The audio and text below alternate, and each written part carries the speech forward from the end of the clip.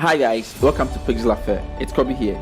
So in today's video, we are going to create our own version of this Entagma logo, which is like being disintegrated using, I think, simulation, particle simulation, and all those pyro kind of effects. And this was done using Houdini, right? But we are going to see how we will do our own version in Cinema 4D with Mograph and forces without any dynamic subject or particles. If you really want to do something like this in Cinema 4D, like you typically would need some like S particles, but we are going to avoid all plugins, anything, and see how we will do it with default Cinema 4D Mograph stuff and the forces. So let's get into Cinema 4D and see how we will do our own version. So I'm in Cinema 4D and I'm using Cinema 4D R26, but this I think you should be able to do this in almost every Cinema 4D version, at least from I think R20 upwards, because we are not doing anything new. And if you've not watched my earlier video, previous video on using forces to affect your clones or particles or your objects, I think you should watch that video as well, because it's going to use the similar principle. We are going to use the jiggle deformer and alongside with other object to create this effect. So let's create a new scene and let's create our text. So I'll come into my object and I'll create my text, and you can use any text, or it could be any object. It could be your logo or anything that you want to use, but in this case you are using the end text, all right, at least to get the fair idea of what they did. So now I'll middle align the text and I'll probably make it a bit thicker, so I'll change it to bold. So let's assume this is our logo and this is what you want to disintegrate, right? So what you're going to use is that, like I've said, I have a previous video talking about using forces to affect your object without dynamics. So what you're going to use is that you're going to use the force to affect the polygons of this particular text so that it disintegrates, right? So let's add enough segments to this particular text. So I'll come into with the text selected, attribute manager, and come to the tag caps tab, and in the caps type I'll change it to regular grid, and I'll probably for now let's leave it at 10 so that it will be quick in simulation, and because it's tutorial I'm recording, it sort of slows the machine down. So let's leave it just like this. Probably let me make it like say 7, right? And I'll come back into the object tab. I'll change the intermediate point to subdivision so that we have enough breakdown, and in here too I'll add a little bit of subdivision to the so this is our text that you are going to disintegrate. We can later go ahead and increase the subdivision because it's parametric. We are not going to break it down, right? So this is the text that we want to use to simulate. So now the next thing we are going to do is to create our polyFx. So I'll come into my Mograph polyFx and I'll make it a child. Ideally, no, I wouldn't make it a child. So I'll create a connect objects, right? And I'll make the polyFx and the text object all a child of the connect object. I've explained all this in the previous tutorial I'm talking about, so you can actually watch that for further details. So I'll connect the two of this, put these two into the connect object. And what I want to do is that you can see the text. Okay, for now, let me go ahead and add the second deformer. So I'll come in here, and what will make all these things possible is the jiggle deformer. So I'll create a jiggle deformer and I'll drop it in the connect object as well. And this is very important. The polyFx must come before the jiggle deformer. So this arrangement is very important. And the jiggle deformer is what will allow us to affect our objects with the forces, right? Because in the jiggle deformer, there's this tab called the forces, right? And now, so with the jiggle deformer selected, you can come into the forces and let's create a new force. Let's create a turbulence. And now in the jiggle deformer, the forces, we drag and drop the turbulence in there. So let me go in the turbulence and increase it. And now if I hit play, you can see it's affecting our text. But you see, it's all together. So it's not sort of disintegrating, right? So if I first of all come into the connect, let's make sure weld is on check so that when points are closer together, it doesn't weld them together. And now for the jiggle deformer, or to see all of these polygons as separate objects, they should be a little bit separate. So that's what the polyFx is going to help us to do. So with the polyFx selected, if I come to its transform tab, and probably reduce it a little bit just by, let's say, 0.9, like so 0.99, just a little bit, right? So now if we hit play, you can see our polygons are separate from each other, right? So now the jiggle deformer is working. Now the reason why it's not dismantling entirely is because in the jiggle deformer, if you come to the object tab, the stiffness is still set to 40, so it's sort of trying to maintain the stiffness of the object, right? So if we set our stiffness down to 0 and hit play, you can see now the end has completely dismantled, and now the turbulence have taken over. So that's basically what you are going to use to drive our text. So if I select the text, the turbulence, and probably let me increase the scaling to like probably 20 or something, you can see it's giving us this vibe, right? So now from here going, we can go ahead and add, let's say, other forces. So I can come in here and I'll add the gravity force, right? So I'll add the gravity force. I'll come into my jiggle deformer, the forces, and I'll drag and drop in my gravity force. If I hit play, you can see instantly it's affecting our objects. All of them are working. Even within the jiggle deformer, it has its own gravity here, which you can use, but then you don't have control over it like the external force like this. So that's why we are using the gravity force. So now everything is working the way we want. So now how do we make it travel from this particular point to the other? And that's what you are going to use fields. So if I select, let's say, my turbulence and come to fields, and I use, let's say, linear field, right? I'll make it a little bit smaller. If I hit play, you can see it's affecting once the turbulence is affecting the other side, but the gravity is affecting everything. So let's go into the gravity and drag in this linear as well, so it's affecting the two. So if I hit play, you can see only one side is being affected, right? If I select the linear and change the orientation to -z, you can see it's only this side. So we can actually animate it. So let me increase my frames. So if I go back, move my linear field here, and I hit play, and now if I drag my linear, you can see it's affecting our text, right? So this is quite really interesting. But then let's see how we will make it grow from this point to upwards. So let's delete the linear field, and we will use weight, like the object weight. So the weight tag, if you come to selection, you can see vertex map. That's what I mean, the vertex map tab. So let's do that.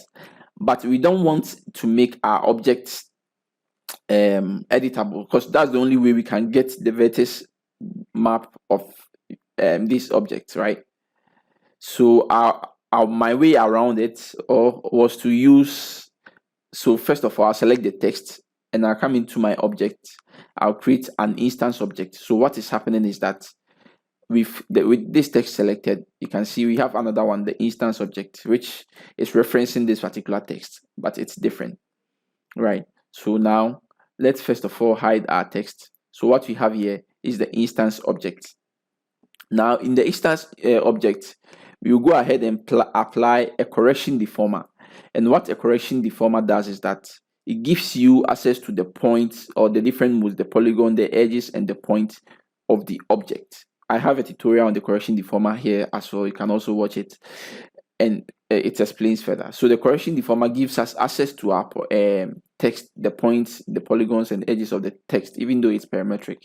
And now we are putting it on the instance one. So if, for instance, if I select change to point mode and take like this, so you can see now I can select the point of the text even though it's parametric, right? So that's what the correction deformer does. So we are going to use this to set the weight, which will control our forces, right, where it should affect.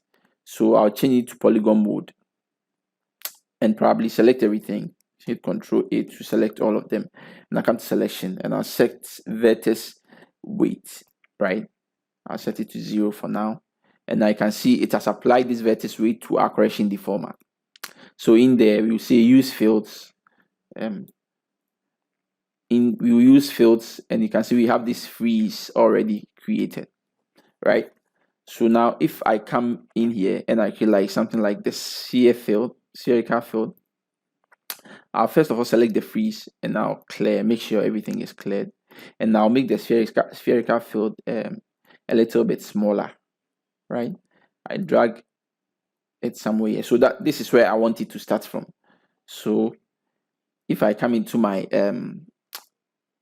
correction deform, let me actually, the vertex weight here, and you can see it's applying, the spherical is set to max and everything. If I select the freeze and now coming down here, you can see the mode is set to none. We will change it from none to grow. So what it's basically doing is that wherever this spherical field touches, right, it should start growing from there, right? And this is how it grows. It looks around radius of 10 centimeters. Any polygon that it finds, it affects it, right? So that's what we are using. So now if I hit play, this one we can't actually visualize it that well. So for us to see what's happening, we'll go into the turbulence and I'll select the turbulence, and in the field I'll drag in this particular tag, the vertex map tag, select the gravity as well, and I'll drag in the same thing. And now let's hit play to see what's happening. We are actually not seeing anything for now. And that's because we are not seeing anything, and that's because we've this one is hidden. So this is what we want it to affect. So let's unhide it, and now let's hide the instance rather. Right. So now let's hit play to see what's going on. You can see now it's affecting our text, right? So you see this is where the spherical field is. Let's actually make that one visible. If you hit play, you can see it's affecting our end. So wherever we want it, so I can probably move it up here and hit play. You can see it's starting from the top, right? So now let me bring it back down here, so we can actually animate it. So at frame 0, I want it to be here. I'll set a keyframe, and at frame maybe 30, I want it up here. Then I'll set the keyframe again. Then now if I hit play, you can see it's affecting our text and it's disintegrating it. So that's the basic principle or the basic idea behind this whole thing. So from here going, we are going to play around to get the field we want. So let's assume the gravity, let's make it like probably 500 so that it doesn't go that fast. And then let's assume the turbulence is fine. From here going, everything that you do is all about how you play with the object, right? And now the growth of this thing is very fast, so let's actually reduce the effect strength to like say 10%, and let's see what happens. You can see now it takes a little bit of time before it affects the whole thing, right? So probably 10% is fine. Let's do it 20. I think 20 will be okay. So the reason why we use the instance object and the correction deformer is so that when you come into our text, and now if I change it from, let's say, N to maybe the letter S, right, you can see everything change. But if I hit play, you can see it continues smoothly like that. So that's the reason why we use the reference, the instance object and the correction deformer, for everything to stay parametric, so that you can change it to any text that you want at the same time, have the effect and everything working, right? So we are good. So from here going, the next thing we have to do is to increase the number of segments. So I'll select the text and probably come into the caps, and I'll now start increasing the number of segments. I can set it to like even 1 to get a very dense segment of our text, right? And it's because of this, if we refresh it, so you can see we have dense mesh in here. And now if we hit play, it will actually be a bit slower, so I don't want to actually do that for now. But then you can increase the polygon counts through reducing the size here, and you do the same, come to the object, reduce it to like say 1 and make it a little bit dense, right? Or you can even leave it. Let me go back to the caps and bring it back to like say 4, which I think will be fine, right? And I think let's assume this is what we want, right? The next thing we will do is after we are done with this animation and everything is fine, right? If we render this in any renderer, like if we render this, it's very obvious that it's the polygons that are breaking. So how do we add a bit more details? So to add a bit more details, we will use the matrix object, and I'll create a matrix object. And on the matrix objects, I'll come to the object tab. I'll change it to object, and the object we want to clone on is the connect object. So I'll drag and drop the connect object in, and I can see it's cloning on the surfaces, but I want it to clone in the polygon center. So every polygon has its own matrix, right? So I can reduce the matrix to, let's say, 0.1, right? 0.1 for all of them, 0.1. Right, so every polygon has its own matrix, right? So you can see it's following all of the polygons, but because it's matrix, you can go ahead and use the Mograph random effector to affect them, right? So I come into, with the matrix selector, I come into my Mograph effectors, and I'll choose random, and the randomness, I'll change it. In the effect tab, I'll change it from randomness to noise, right? Because the noise gives it a little bit of animation, and I'll probably reduce the scale to, let's say, 30, and the animation speed to something very little, like 1 will be fine. And now let's come into the X and Y parameters. I'll reduce this one probably to maybe 15, 15, 15, right? And now if we hit play, you can see it's affecting our matrix at the same time our polygons. But then we don't want it to show, and we don't want it to, right from the start, the randomness being affected. So how do we hide it? So we use the plane effector. So with the matrix selected, I'll come in here and I'll create a plane effector, and in the plane effector, I'll on check position, I'll use scale, and I'll set it to uniform scale -1. So now it's scaling our matrices down, right? And we want it to reveal whenever the polygons are moving. And what makes the polygon move are the vertex. Remember this vertex weight that we used. So in the plane effector, I come to the fields, and I'll drag in the vertex sweep. Now you can see it's affecting it from the initial stage, and now it's hiding, but we want it the other way around. We want it to hide and eventually reveal. So in the plane effector, I'll come into this layers, and I'll choose invert. So now it's doing the inverse. So you can see now we don't see the matrices, but if we hit play, immediately it starts affecting, it starts showing. All right, so that's what we want. And now with the random tool, we want the same thing. So I'll go into the random, and I'll drag and drop in the vertex weight, and now I can see the randomness is also being affected. Like, actually, I think the randomness too, we have to invert it as well. Let's see. No, actually, the randomness doesn't need any invert, so we can leave it like that. So if you hit play, see now, this is a very low version for us to get a quick playback. That's why I've actually reduced the number of polygon and everything. So with that said, you can go ahead and add extra how do you call it, matrix object to get a bit more intense. And if you increase the number of polygons that your text or your logo have, it will also increase the number of matrices that is in it. So I create one matrix that controls the like gives a bit of like get close to the polygon itself, and after that I create another one. So if I come into the one I did, this particular one, you can see I have two matrices, right? And what we are doing is that, so after let me go into the thing, you can see we have, this is our text, and if I hide the matrices, right, you can see it's just the polygons, right? Let me get out of the camera so that you can see just the polygons, and then there's this matrix which I've made quite small, and this one as well, right? And I'm using redshift to render. So matrices on its own cannot render, so you need to use redshift. So for us to render this particular matrix, first of all, let's actually render to see what we have.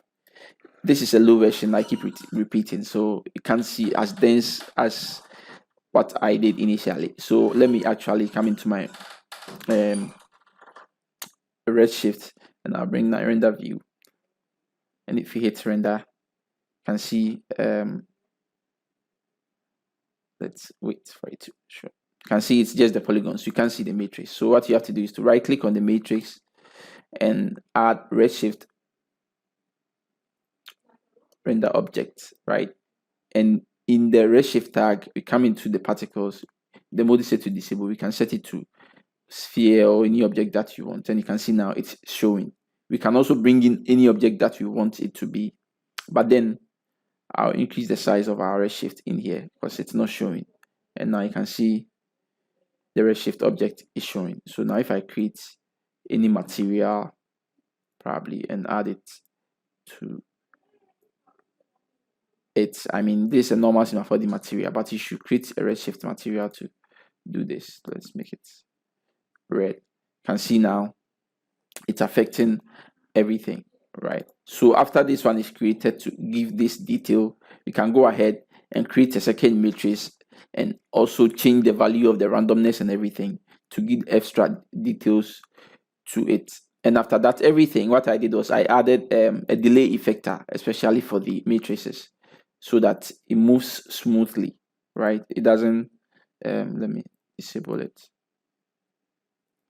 the render view. So after everything, what I did was I added a smooth, a delay effector. So with the matrix selected, come to effectors, and I added a delay effector. And now if I hit play, let's actually increase the delay a bit more so that it's a bit smoother. So I increased it a bit more. So now you can see the matrix. If you increase it like and all that, it will add a lot of details to it. And this one is quite predictable. So because you see the way it's moving, immediately we break our increase our segments of our object or logo or text, whatever it is, the movement will still be predicted. It wouldn't change as much, right? So you can actually work in low poly, and when you're about to render, you can bump up the number of segments and everything, and you can actually play around to get the kind of feel we want. I know this might not be exactly as the original video I showed, but then the idea is similar. And I mean, this one also opens more possibilities for you to do interesting stuff. That's why I did. But if you really want to do something close to exactly like what you saw, then you probably might have to use the X particles, or yeah, something else. It's a plugin which can do that. So I hope this video was useful, and you learned something from this particular video. Thanks for watching, and if you have any comments, please leave it in the comment section. Kindly also subscribe to the channel to keep supporting me. In the name of this video, we end. Thanks for watching, and I'll see you in the next one.